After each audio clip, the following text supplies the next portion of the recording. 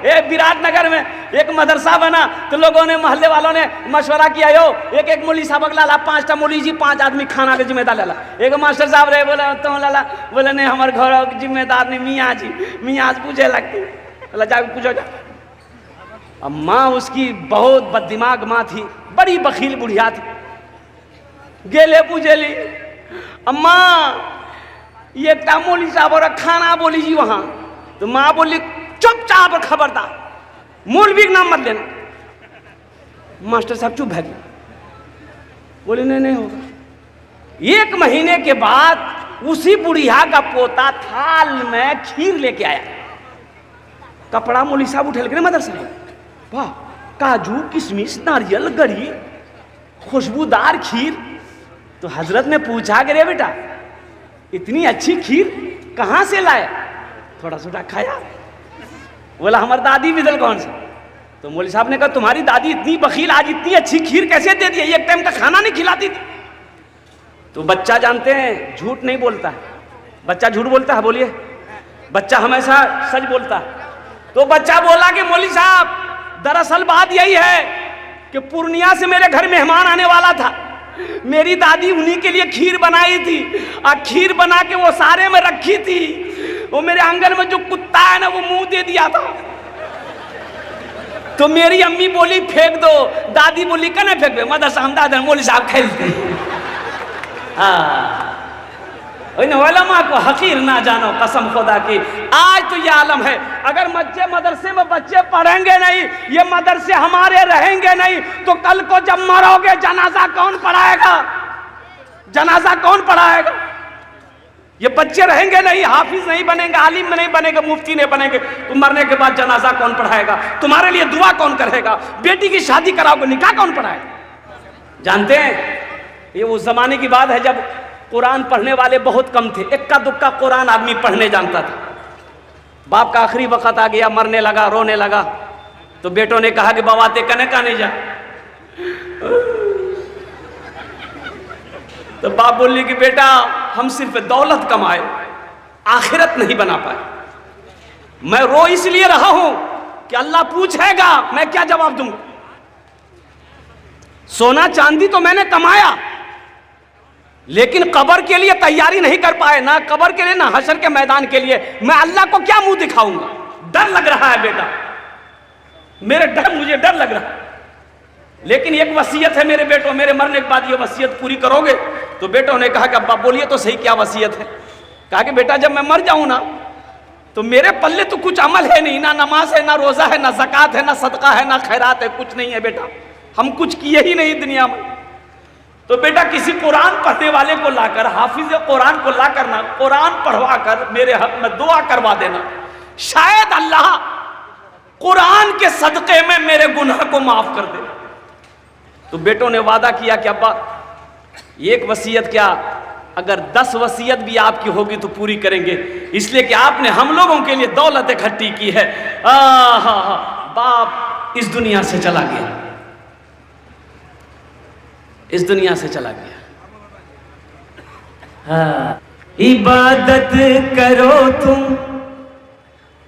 इबादत करो तुम सदा अपने रब की, ये दुनिया किसी की हुई है न होगी।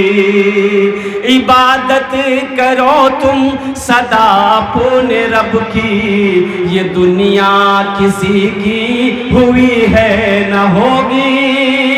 इबादत करो तुम सदा अपने रब की, ये दुनिया किसी की हुई है न होगी। यहाँ पर किसी की बनी ना बनेगी, मिलेगी तो 2 गज ज़मीं ही मिलेगी। यहाँ पर किसी की बनी ना बनेगी, मिलेगी तो 2 गज ज़मीं ही मिलेगी। मरने वाला मर गया, बेटे जमा हुए, रिश्तेदार आए, नहलाया धुलाया गया, जनाजा पढ़ा गया, कब्रिस्तान में ले जाके दफन कर दिया। चारों बेटा रात में बैठा मशवरा करने के लिए कि अब्बा मर गया है, वसीयत के मुताबिक किसी हाफिज कुरान को लाकर कुरान पढ़वा कर दुआ करवाना है। तो 3 बेटा बोला छोटे भाई से बोला कि सुना ज्यादा परेशान मत हुए, बाबा मर ले गेले, अब वो जाने कबर जाना है, टेंशन मत ले, अपनो अपनो काम करे। हम कहां ढूंढने जाएंगे भाई हाफिज कुरान कौन है? मर के तो देखो ना, कौन किसको याद करता है भाई? मरने के बाद कोई किसी को याद करता है? ये घर वाले 2-4 दिन रो लेंगे, आंसू बहा लेंगे, दुआ हुआ होगा तो करवा देगा, 6 महीना 4 महीना 6 महीना साल भर तक याद रखेगा, फिर उसके बाद कौन थे आप? आपका नाम लेने वाला कोई नहीं। ये इतनी बड़ी जालिम दुनिया है, ये धोखे की दुनिया है। दुनिया की हकीकत मच्छर के पर के बराबर नहीं है। मुस्तफा कायनात सल्लल्लाहु अलैहि वसल्लम ने इरशाद फरमाया, ये धोखे की दुनिया, निकलो, दुनिया की मोहब्बत को दिलों से निकालो, अल्लाह अल्लाह के रसूल की मोहब्बत को दिलों में बसाओ। छोटा बेटा ना बोला कि नहीं आप लोग मत जाइए लेकिन हम जाएंगे। पूर्णिया में हाफिज नहीं मिलेगा, हम कटिहार चले जाएंगे, सुपौल चले जाएंगे, मधेपुरा चले जाएंगे, दरभंगा चले जाएंगे, जहां मिलेगा लग पकड़ के लेंगे। निकल गया, सुबह हुई निकल गया, चला गया मधेपुरा। देखा एक बाबा गली में भीख मांग रहा था, और कुर्बान जाओ, ए बाबू, ए बेटा, अरे बैठ जाओ बाबू, इसको देखिए, हाई लगना भाई, आजा जा जा जा, तो गड़बड़ हो जाएगा ना।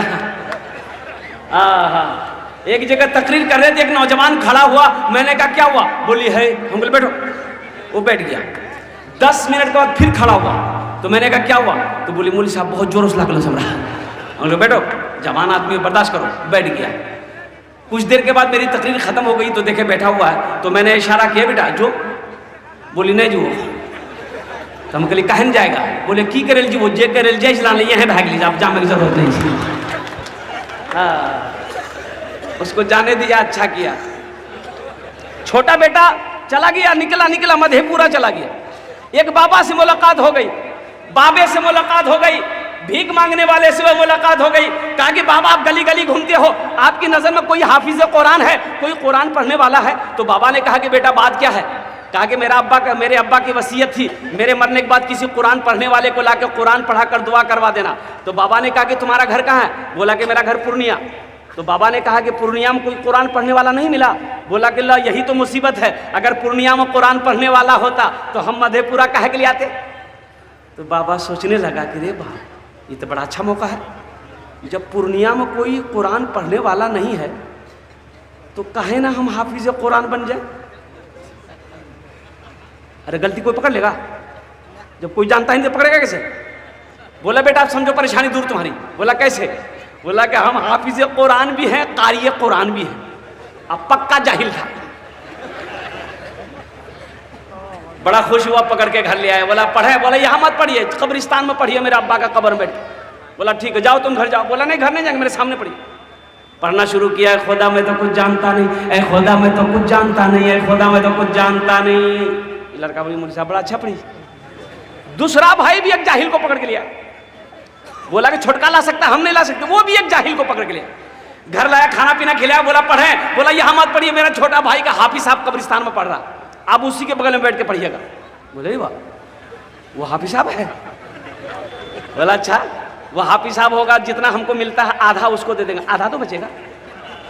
जब ये गया, ये लंबा कुर्ता, लंबी दाढ़ी, लंबी टोपी, वो जो पढ़ रहा था वो पढ़ना बंद कर दिया।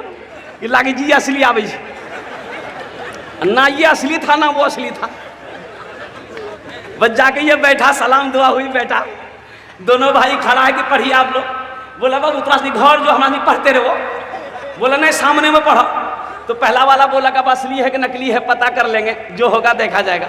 पढ़ना शुरू किया, ऐ खुदा मैं तो कुछ जानता नहीं, ऐ खुदा मैं तो कुछ जानता नहीं। दूसरा वाला समझ गया कि पक्का जाहिल, तो वो भी पढ़ना शुरू किया, जैसन तू वैसन में, जैसन तू वैसन में, जैसन तू वैसन में, जैसन तू। हाँ मेरे भाइयों, तीसरा भाई वो भी गया, एक जाहिल को पकड़ के लिया, तीसरे कोने में बिठाया। चौथा भाई कहाँ मानने वाला था, बोला कि 3 ला सकता है तो हम बाप का बेटा नहीं, हम भी तो ला सकते हैं। वो भी भागा गया, एक जाहिल को पकड़ के ले आया, चारों को 4 कोने में बिठाया। बोला अच्छा ये बताइए आप लोग, बाबा के जन्नत पहुंचाने में कितना दिन लगता? तू रात निकल की बेटा, जन्नत बहुत दूर है, कम से कम 2 महीना लगतू। बोला 2 महीना लगो कि 4 महीना, बाबा की जन्नत ऐसी बाहर मत छोड़िया। 2 आदमी हाथ पकड़िए, 2 आदमी पैर पकड़िए, मेरे अब्बा को जन्नत के अंदर में दाखिल कर दिए। कुर्बान जाओ। पहला पढ़ना शुरू किया, ए खुदा मैं तो कुछ जानता नहीं। दूसरा बोला जैसन तू वैसन मैं, जैसन तू वैसन। तो तीसरा समझ गया कि ये दोनों दोनों दोनों पक्का जाहिल है। तो वो भी पढ़ना शुरू किया, ये अंधेरी तकलीफ कब तक चलेगी, कब तक चलेगी, कब तक चलेगी। तो चौथा समझ गया कि तीनों पक्का जाहिल है। वो भी पढ़ना शुरू किया, जब तक चले चलने दो, जब तक चले चलने दो, जब तक चले चलने दो।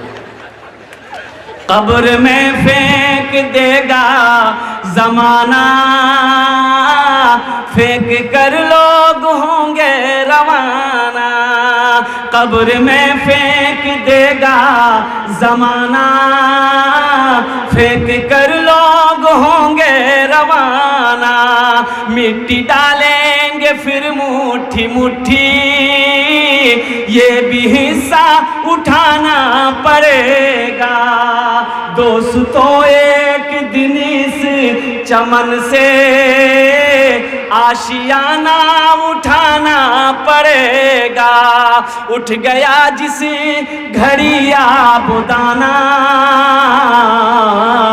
छोड़कर सब को जाना पड़ेगा। उठ गया जिस घड़ी आबुदाना,